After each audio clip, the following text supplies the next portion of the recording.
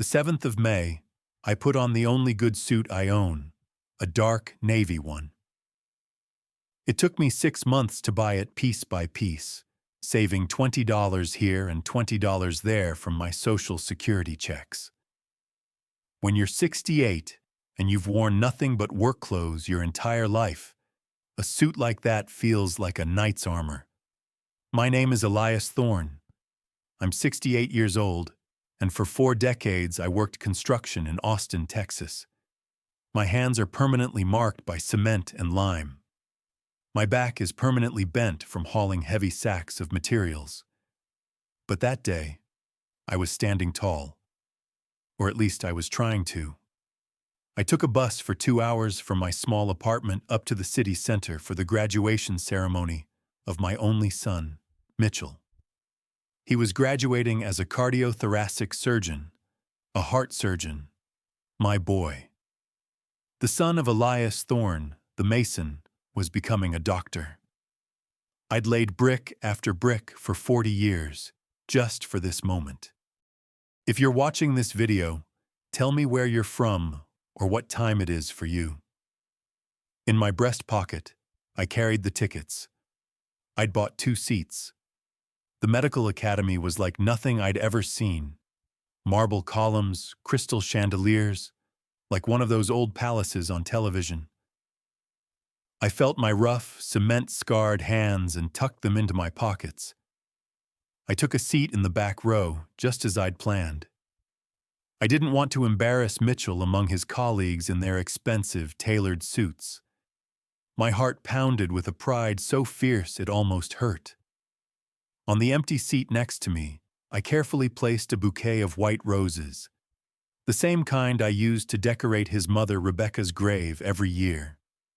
That dream, my son becoming a doctor, it was the only thing that kept me going after I lost my Rebecca when Mitchell was just 1 year old.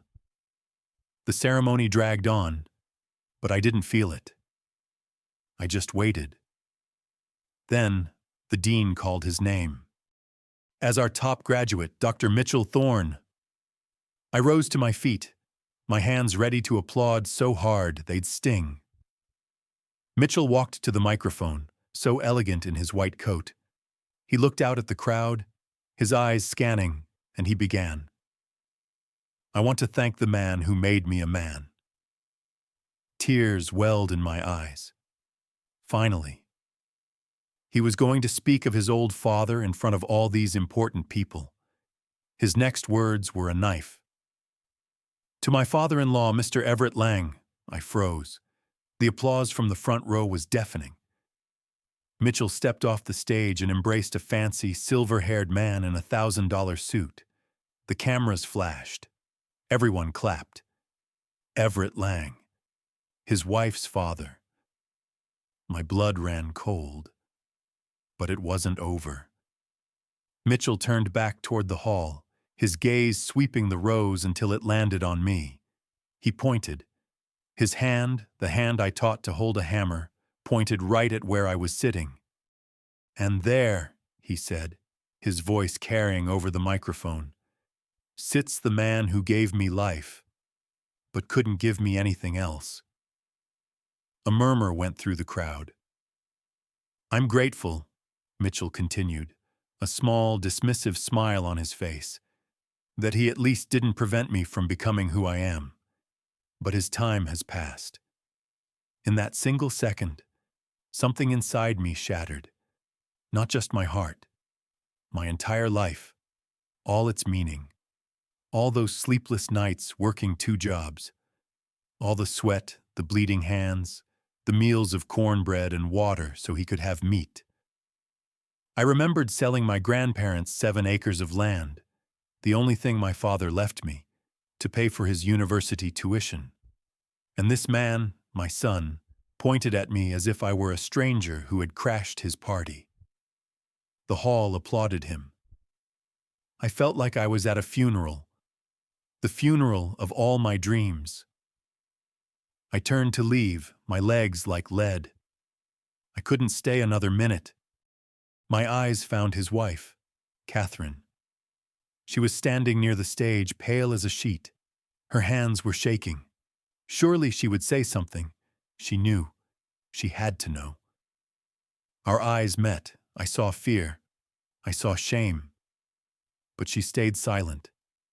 She looked down, refusing to meet my gaze, and stood by her husband's side. The betrayal was complete. I was utterly alone in that grand hall. I walked out.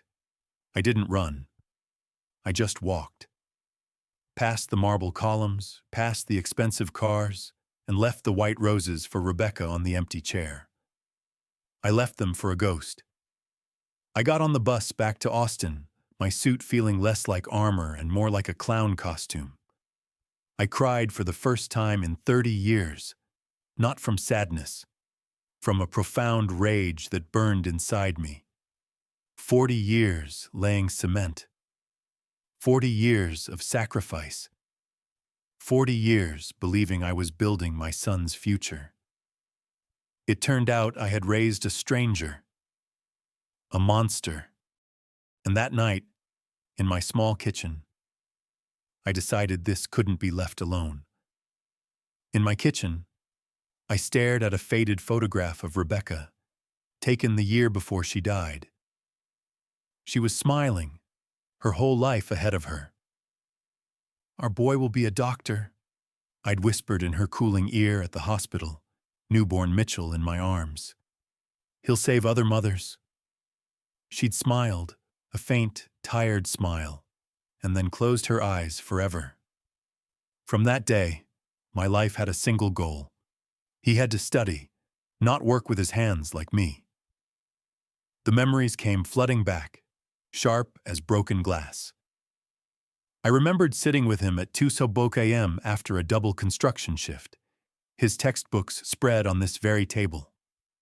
Me, an illiterate mason, helping my son with math, learning it all over again from his books.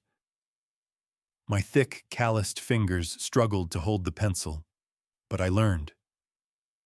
When he was 18, he got into medical school. The tuition was $80,000, a sum I could earn in 10 years. I sold the 7 acres in the hill country, the only thing my father left me. My ancestors were buried there. My son's education is more important than the land of my ancestors, I told the lawyer. Those 6 years, I worked as a mason from dawn till dusk, and a night watchman at a metal factory from 4 till midnight. I slept 4 hours a day. I ate cornbread and beans. He ate meat, wore good clothes, and bought expensive medical books. Last year, when he married Catherine and needed the down payment for his private office, I sold my parents' house. The house I was born in, $250,000.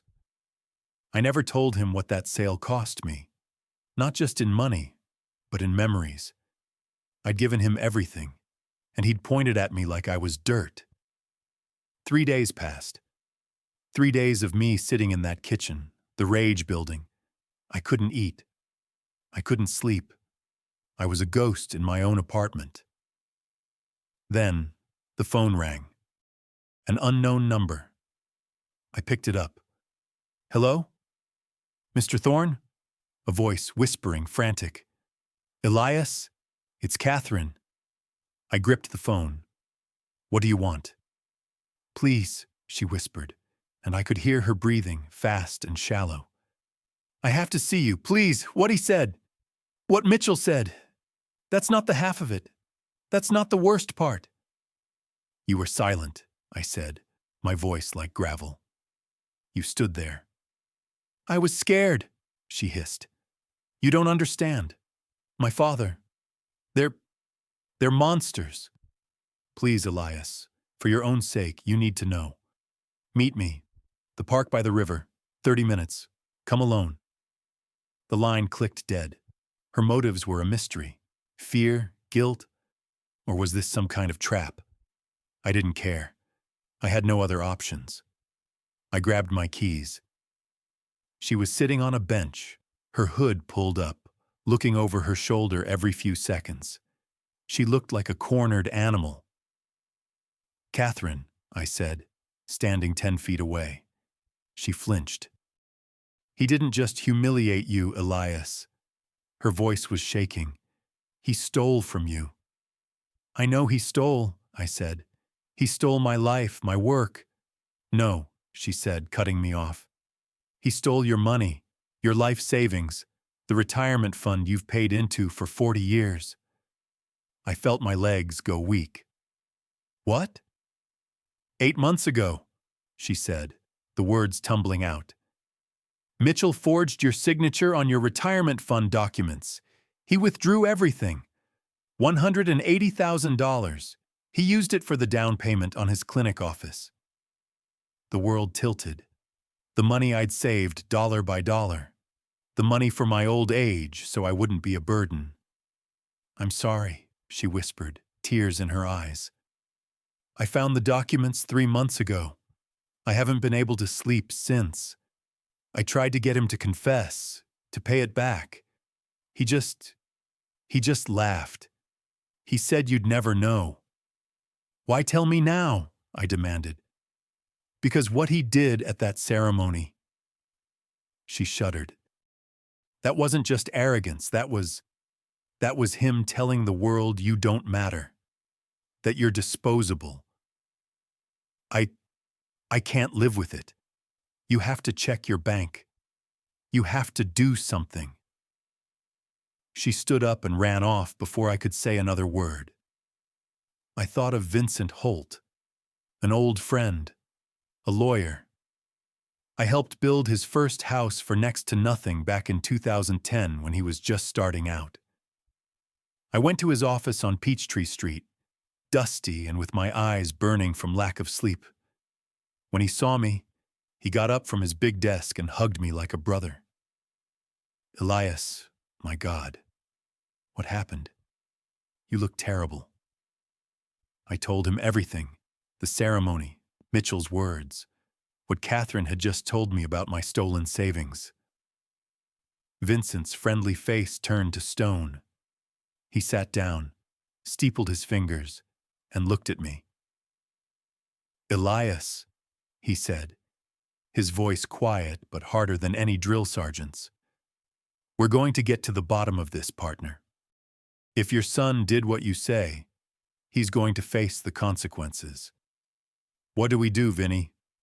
First, he said, we get proof. We're going to the bank.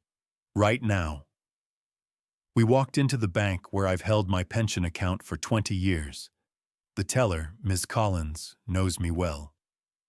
Mr. Thorne, she said with a smile.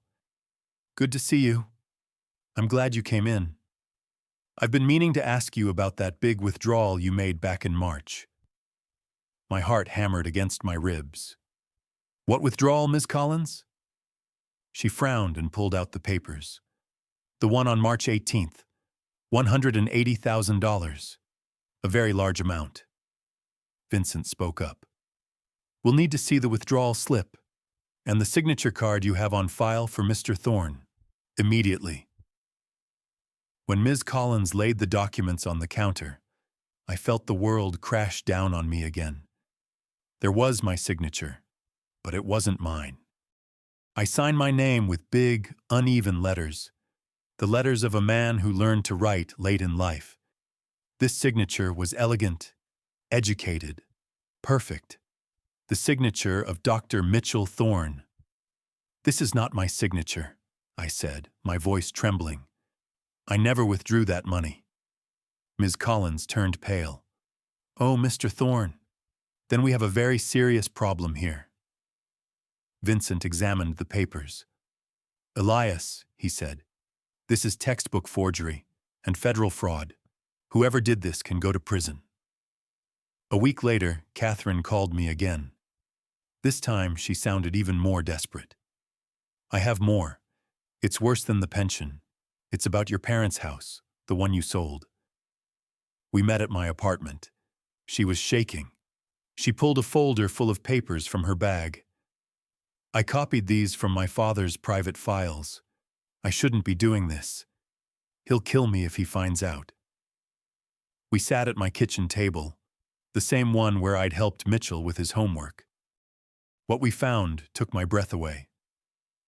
The sale of my parents' house hadn't been clean. It went through an agency called Fortune Crest Realty, which belonged to Everett Lang's younger brother. "Look, Elias," Catherine explained, pointing at the numbers. "This document says the house was valued at $250,000. That's what you got.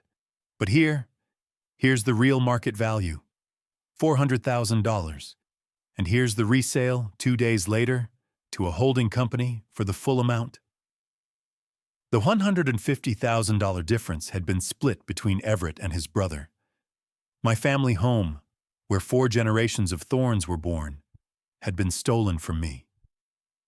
"Elias," Catherine said, touching my hand. "I didn't know. I wanted to divorce him, but I decided to wait until I had all the proof. He's not just your son anymore. He's one of them." 2 days later, Catherine asked me to watch my granddaughter, Sophie, while she went to the doctor. "It'll only be an hour," she said. That 4-year-old girl was the only pure thing left in this whole nightmare. We were in Mitchell's mansion, in the living room, playing with blocks. Sophie was on my lap. I heard voices coming from Mitchell's study. He was on a speakerphone call. "Everett, we have to do something about the old man," Mitchell said. His voice was cold. "He knows too much after what happened at the graduation. Catherine has been acting strange, and he's been asking questions at the bank." Everett's voice was metallic through the speaker. "What do you suggest?" "Maybe we could find him a spot at the Serenity Peaks facility," Mitchell replied. The coldness in his voice froze my blood. "It's cheap, discreet. We could say it's for his own good, that at his age he's getting confused. He needs special care." "Excellent idea, son-in-law," Everett said. "And we could sell his apartment. Those resources would be useful for expanding the clinics to Miami." I sat there, my granddaughter on my lap, listening as my only son planned to dispose of me like an old piece of furniture. Sophie played with my calloused fingers. "Grandpa Elias, why are you sad?" "The Serenity Peaks facility costs $300 a month," Mitchell continued. "Perfect." Everett laughed. "Your father would never imagine that his own stolen savings are going to pay to lock him up. It's almost poetic." When they hung up, I stayed there, shaking with a rage so profound I thought my heart would stop. Sophie touched my face. "Grandpa, are you sick?" I told her no, I was just cold, but inside my blood was boiling. I told Vincent everything. He was vibrating with anger. "Elias, this is no longer just a family matter. This is conspiracy. They're planning to institutionalize you to take your property. That folder Catherine gave you, the proof of the house sale. It's our smoking gun. Bring it to my office, now." I rushed back to my apartment. My hands were shaking so hard I could barely get the key in the lock. But I didn't need to. The door was already open, just an inch. My stomach dropped. I pushed it open. My apartment was destroyed. The door jamb was splintered. Cushions were cut open, stuffing pulled out. My drawers were dumped on the floor. My small desk was overturned. And the folder Catherine gave me, the one I had hidden under my mattress, was gone. They had come for it. They knew. I ran to Vincent's office. He took one look at my face and the photos I took on my phone. He was grim. "They're not just ungrateful, Elias. They're professionals. Catherine must have tipped them off, or they figured it out." "She wouldn't," I said, but the doubt was there. "It doesn't matter," Vincent said, pacing. "They know we're looking. And that physical proof, the house sale documents, it's gone. They've stolen our advantage. We're back to square one, but now they're on high alert." "So what do we do?" I yelled. We just let them win? No, Vincent said, his voice dropping. We don't. We lost the paper, so we hit them from a different angle. We go bigger. We go public. And we go federal. Vincent got on the phone. He called contacts, friends from university, people who owed him favors. One of them, a Mr. Daniels, worked at the Department of Justice. We met Daniels in a quiet diner. When Vincent told him about Everett Lang's clinics, Daniels became very interested. Everett Lang, Frontline Care Health Group, Daniels said, stirring his coffee. We've been investigating irregularities in the private healthcare sector. We've had complaints, but nothing solid. What do you have? Vincent laid it out. We suspect systematic fraud. My client's son, Dr. Mitchell Thorne, is the star surgeon. And my client, his father, was just defrauded of his entire pension, which was used to fund one of these clinics. Daniels leaned in. Medical insurance fraud? If you have information, it would help us immensely. That's how we discovered the true magnitude of their dirty business. The Frontline Care Health Group wasn't just robbing old men. They were systematically defrauding insurance companies. Inflated bills, fabricated diagnoses, charging for surgeries that were never performed. Daniels pulled up a file on his laptop. Look at these cases. An appendectomy that costs $12,000 when the normal price is $3,000. A heart surgery listed in the records, but the patient says it never happened. Fake disability certificates. And there, on the list of suspicious doctors who signed all those false reports, was the name. Dr. Mitchell Thorne. For each signature on these fraudulent documents, Daniels explained, the doctor receives a bonus.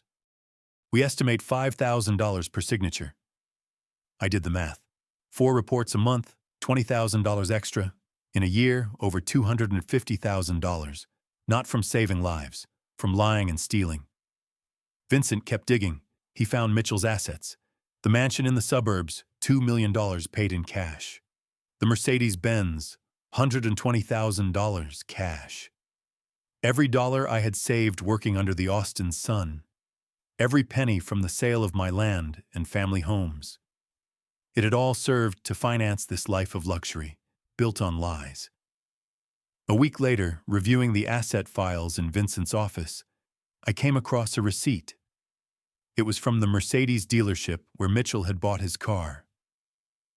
In the comments section, a note from the salesman. Client states vehicle is a gift to himself for the success of his medical practice, financed with a recent family inheritance. Family inheritance. That's what he called it. My labor, my sacrifices, the sale of my ancestors' land. All of that was just inheritance in his mind. Something that belonged to him by right.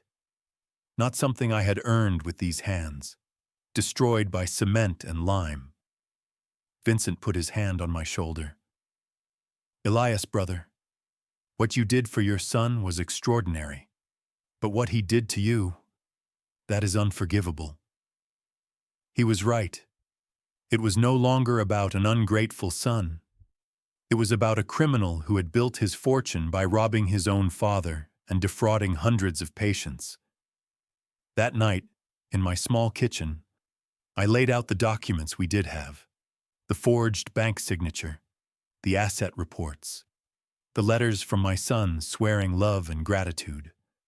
One from 2020. Dad, I will never forget your sacrifices. You are my only hero. I promise to take care of you always. The most painful thing wasn't the money. It was realizing that I raised a man I don't recognize. I remembered him as a boy, crying as he bandaged my bleeding knuckles. Dad, when I'm a doctor, I'm going to heal your hands so they never hurt again. What happened to that boy? When did he turn into this stranger who planned to put me in a nursing home? I picked up the phone and called Vincent. Vinny, I said, my voice cold. I'm done remembering. Burn them to the ground. Vincent, now armed with my full consent, initiated a three-pronged attack. First, we went to the district attorney's office with the complete file on the Frontline Care Health Group, including the now federal case for the stolen pension. Second, we filed a formal complaint with the Social Security Administration. Mr. Ramirez from the fraud department reviewed my documents. Mr. Thorne, signature forgery to withdraw retirement funds is a federal crime. We will pursue this with extreme prejudice. I signed all the papers. Third, the public front. Vincent put me in contact with Morgan Blake, an investigative journalist from the Capital Times who specialized in medical scandals. I was embarrassed, a simple mason in a newspaper. But Morgan, a sharp woman with intelligent eyes, reassured me. Mr. Thorne, your story is exactly what people need to know. How many families are being defrauded by unscrupulous doctors? I told her my entire story, from the promise to Rebecca, to the sale of my land, to the conversation I overheard about Serenity Peaks. I held up my calloused, scarred hands for her photographer. These hands built his future, I said. He used his to steal mine. Morgan took notes for 3 hours. I'm going to talk to other patients at the Lang clinics, she told me. I'm going to consult with medical insurance experts. This story is going to help a lot of people, Mr. Thorne. You are doing something very brave. 2 weeks later, she called. Mr. Thorne, I found 12 more families, all defrauded by Frontline Care, all with the same pattern. Your son and your father-in-law have stolen millions. The article came out on June 23rd. The headline took up half the front page. The Mason's Sacrifice: How an Austin surgeon stole his father's life savings to fund a medical fraud empire. It was all there. Photographs of the forged signature, interviews with other defrauded patients, comments from insurance experts. Morgan had done an extraordinary job. Every accusation was backed up with irrefutable proof. The reaction was immediate. The article, combined with our formal complaints, gave the DOJ and the DA everything they needed. Federal agents and state police raided the Frontline Care offices. All accounts were frozen. All doctors involved, including Mitchell, were called in for questioning. Everett Lang tried to sue the newspaper for defamation, but his lawyers told him the evidence was incontestable. My phone rang. It was Mitchell. He was screaming like a madman. "Dad, how could you do this to me? You ruined my career, my marriage, my life," I replied with a calm that surprised even myself. "Son," I said, "I didn't ruin anything. You ruined your life the day you decided to steal from me and lie to your patients." I hung up the phone. The final step was changing my will. I called Vincent. "The apartment in the suburbs," I said. "It's the only thing I have left. I want to bequeath it to the St. Jude's Harbor Orphanage." 40 children from poor families lived there. May my last resources help them achieve what I wanted to give my son, I told him. A better life opportunity. I went to the orphanage to meet the children. The director, Sister Margaret, greeted me. "Mr. Thorne, we read your story. You are an example of dignity. I saw those 40 children running and laughing, and I understood that my real family was there. That afternoon, at the notary's office, I signed my new will. The notary asked me if I was sure. Mr. Thorne, this apartment must be worth $800,000. I replied, "Sir, I have made many important decisions in my life. This one gives me the most peace." When I left the office, I felt something I hadn't felt in months. Peace. Justice was in motion. The criminals were going to pay. My son had lost his father. but 40 children were going to gain a future. A year has passed. Justice triumphed. I sat in the courtroom wearing my navy blue suit. Everett Lang received 8 years in federal prison for organized fraud. His clinics were confiscated. Mitchell, for his cooperation with the feds, lost his medical license permanently. He received 3 years of probation for forgery, fraud, and theft of retirement funds. When the sentence was read, I didn't feel triumph, only emptiness. I watched my son being led away, his expensive suit rumpled. I was thinking of that little boy who once kissed my injured hands. Catherine filed for divorce immediately. She took Sophie and moved to a different state. The mansion was sold at auction. The Mercedes was confiscated. Kesha now works as a nurse at a public hospital. Her salary is 10 times lower, but she says she sleeps peacefully. 2 months ago, I visited her. She lives in a simple house. "Mr. Thorne," she said, looking thinner but with a peace in her eyes, "I work 12 hours a day, but I sleep like a baby. Before I had nightmares, thinking about all the money we spent, knowing where it came from. I still live in the same apartment. It's mine until I die. On Tuesdays and Fridays, I work on the construction of a new wing for the St. Jude's Harbor Orphanage. I teach the young men how to lay bricks correctly, so the house will last 100 years. The children, they've been my discovery. When I first arrived with my tools, they swarmed me. Mr. Thorne, is it true you beat the rich people? Is it true you're giving us your house? I especially remember Caleb, an 8-year-old with serious adult eyes.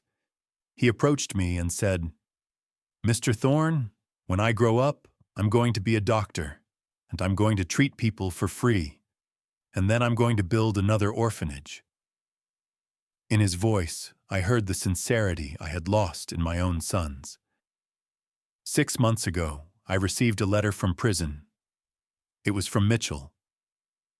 "Dad, forgive me. I understand I lost the most valuable thing, your respect and your love. The money is gone. My friends are gone. My wife left. All I have left is shame and the realization of what a monster I became. I'm not asking you to take me back. I know I don't deserve it. But if there is even a drop of love for me in your heart, write me just one line." I held that letter for 3 days. I never replied. Not out of anger, out of emptiness. The Marcus I loved died to me on that stage. This man writing from prison is a stranger. I put the letter in a drawer with the photos of Mitchell as a child. Sometimes I look at them and try to remember at what point we lost the way. Yesterday, Catherine came to visit with Sophie. My granddaughter has grown. She brought me a drawing. It was a house with a big garden and many children playing. Next to it was an old man in work clothes, smiling. "That's you, Grandpa Elias," she explained, "in the new house for the kids." She told me that at school, they were asked to draw their favorite hero. "I drew my Grandpa Elias," she said, "because he's the bravest of all. He beat the bad men, and now he takes care of the kids who don't have dads." Her words hit me deeper than any official recognition. When they left, I looked at the drawing, now pinned to my refrigerator. Sophie had drawn the orphanage with bright colors, with children playing. And there I was, with my mason's cap and my big hands, surrounded by little ones who were smiling. In that drawing, I saw my true future. Not in the son who betrayed me, but in these simple things. Children's smiles, honest work, a clear conscience. The day before yesterday, we finished the new roof on the girls' dormitory. I worked side by side with 3 young men who just left the orphanage but come back on weekends to help. One of them told me, Mr. Thorne, thanks to you, I learned that honest work has its own dignity. As we gathered the tools, little Caleb came up and handed me a handmade card. Inside, he had written in a child's handwriting, "For Mr. Thorne, who taught us that family isn't just blood, but the one you choose with your heart." I sat on a bench, that card in my hands, watching 40 children play soccer. The sun was setting. I thought of Rebecca, how she would have loved to know that her Elias, the rough mason, had found his place in the world, caring for the little ones who needed it most. My life has meaning again, not for what I built for Mitchell. That is lost forever. But for what I am building now, brick by brick, smile by smile, for these 40 children. When my time comes, I will be able to tell Rebecca, "My love, our son got lost on the path, but I found 40 children who understand what it means to sacrifice for others." That will be my true legacy. Elias Thorne, Mason from Austin, father in heart to 40 orphans. That's how I want to be remembered. If this story resonated with you, leave a like and consider subscribing. You can also drop any comment below, even just one word. Maybe tell me where you're watching from, or what time it is right now. Sometimes one word is enough to say you were here.